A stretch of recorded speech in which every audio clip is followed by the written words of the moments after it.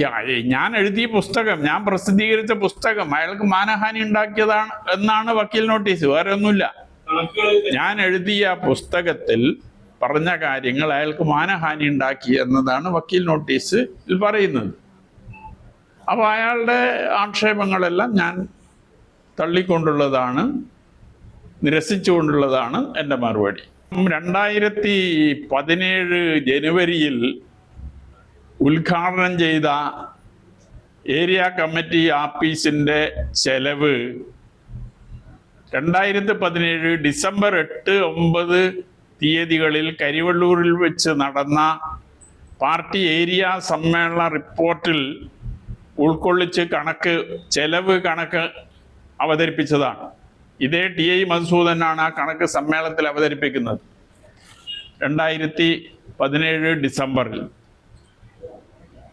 ആ ചെലവിൽ പിന്നെ എങ്ങനെയാ കൂടുക? 2017 ജനുവരിയിലാണ് ഉദ്ഘാടനം, 2017 ഡിസംബറിലാണ് സമ്മേളനം. ആ സമ്മേളനത്തിൽ അവതരിപ്പിച്ച കണക്കിനേക്കാൾ ചെലവ് എങ്ങനെയാ കൂടുക പിന്നീട്?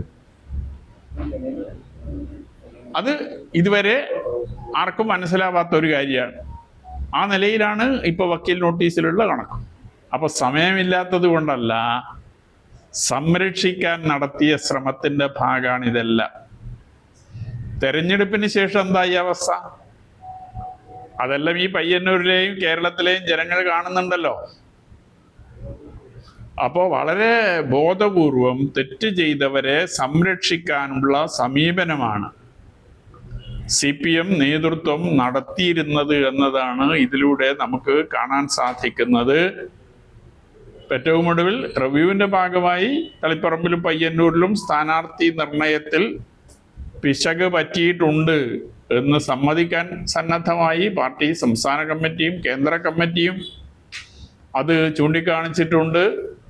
പക്ഷെ തിരുത്തലിനുള്ള ഒരു ശ്രമവും, തെറ്റ് പറ്റിയിട്ടുണ്ടെങ്കിൽ ആ തെറ്റ് തിരുത്തണ്ടേ, ആ തെറ്റ് തിരുത്താനുള്ള ഒരു പരിശ്രമവും അതിനുശേഷം ഉണ്ടായിട്ടില്ല എന്നാണ് അനുഭവത്തിലൂടെ നമുക്ക് കാണാൻ സാധിക്കുന്നത്.